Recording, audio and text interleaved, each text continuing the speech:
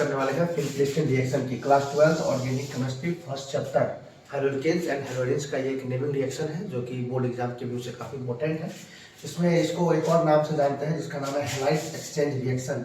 इसमें क्या होता है कि जब हम लोग एल्काइल क्लोराइड RX, ठीक है, इसमें इसकी अभिक्रिया यदि सोडियम आयोडाइड के साथ कराते हैं, सोडियम आयोडाइड, ये सोडियम आयोडाइड हम लोग एसीटोन की उपस्थिति में रखते हैं। एसीटोन में घुलित सोडियम आयोडाइड के साथ जब एल्काइल हैलाइड की अभिक्रिया सोडियम आयोडाइड के साथ कराते हैं तो इसका ये हेलोजन और सोडियम का हेलोजन आपस में इंटरचेंज हो जाते हैं, यानी कि इसका हेलोजन सोडियम के पास, सोडियम का हेलोजन एल्काइल के पास, और इस प्रकार से एल्काइल आयोडाइड का निर्माण होता है RI, और साथ में बनता है बाय प्रोडक्ट के रूप में NaX।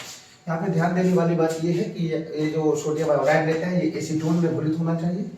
एल्काइल हैलाइड जो है इसके रूप में X के रूप में हम लोग जनरली क्लोरो या ब्रोमो ही लेते हैं, क्योंकि आयोडाइड जो आपको प्राप्त ही करना है तो आयोडो नहीं लेंगे, क्लोरो ब्रोमो का। फ्लोरो इसलिए नहीं लेते हैं, फ्लोरो नहीं लेते हैं, इसका कारण है कि फ्लोरो जो होता है ये साइज में छोटा होता है और काफ़ी हाईली इलेक्ट्रोनेगेटिव होता है। हाईली इलेक्ट्रोनेगेटिव की वजह से क्या होता है कि अपने आसपास के सभी मॉलिक्यूल के साथ अच्छे से सॉल्वेट हो जाता है और फिर ये जल्दी वो हटता नहीं है बॉन्डिंग से, यानी कि न्यूक्लियोफिलिक सब्स्टिट्यूशन रिएक्शन को एक्टिवेट होने नहीं देता है।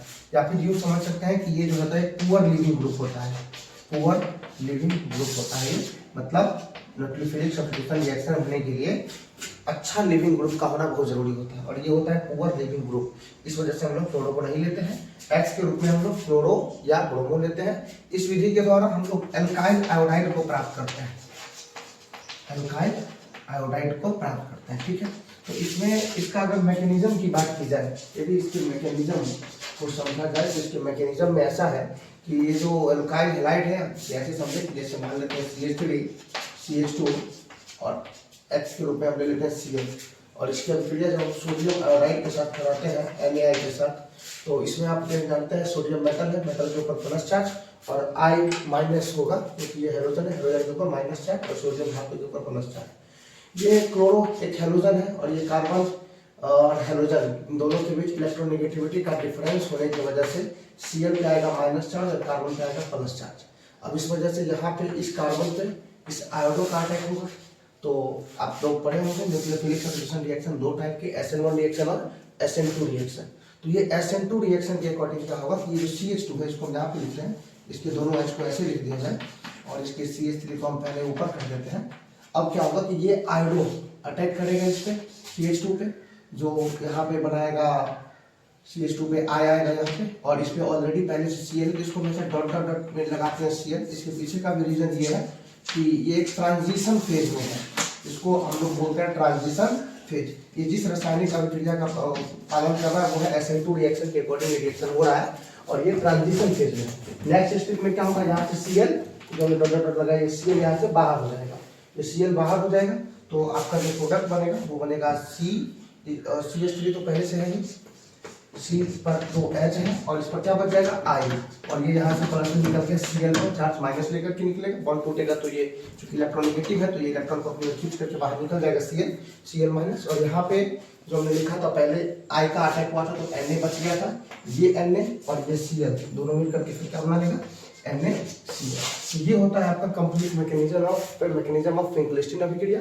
इसके द्वारा हम लोग एल्काइल आयोडाइड बनाते हैं। जब एल्काइल क्लोराइड अथवा एल्काइल ब्रोमाइड की अभिक्रिया एसीटोन में घुलित सोडियम आयोडाइड के साथ कराते हैं तो एल्काइल आयोडाइड प्राप्त होता है। इसमें फ्लोराइड का प्रयोग इसलिए नहीं करते हैं कि फ्लोराइड एक strong nucleophile agent, strong nucleophile होता है, ये आसपास के मॉलिक्यूल से अच्छे से जुड़ता है और ये पुअर लिविंग ग्रुप होता है। ये जो यहाँ पे आप देख रहे हैं कार्बन और क्लोरीन के बीच का जो बॉन्ड क्लेवेज हुआ है, ये यदि फ्लोरीन रहे यहाँ से तो ये बॉन्ड क्लेवेज होगा नहीं अच्छे से, तो बॉन्ड नहीं हटने से फिर फ्लोरीन बाहर नहीं हटेगा तो आयोडो का आक्रमण हो नहीं पाएगा, इसलिए हम लोग फ्लोरीन का प्रयोग नहीं करते हैं। तो ये इस प्रकार से आप एल्काइल आयोडाइड फिनक्लेस्टन अभिक्रिया के द्वारा प्राप्त कर सकते हैं। इसका एक और नाम होता है जिसे हम लोग हैलाइड एक्सचेंज रिएक्शन के नाम से भी जानते हैं, हैलाइड एक्सचेंज। इसका ये नाम इसलिए है क्योंकि आप इस अभिक्रिया में देखेंगे कि दोनों जो रिएक्टेंट हैं एल्काइल हैलाइड और सोडियम आयोडाइड, इन दोनों के हेलोजन का ट्रांसफर हो रहा है। इसका हेलोजन इस पर और इसका हेलोजन इस पर, इसीलिए हैलाइड और एक्सचेंज का अर्थ होता है विनिमय। तो ये हैलाइड का विनिमय हुआ है, इसीलिए इसका नाम होगा हैलाइड एक्सचेंज रिएक्शन। ऐसा ही एक और रिएक्शन होता है स्वार्ट्ज रिएक्शन, उसमें भी हैलाइड का एक्सचेंज होता है। नेक्स्ट वीडियो में हम स्वार्ट्ज वीडियो पे बात करेंगे।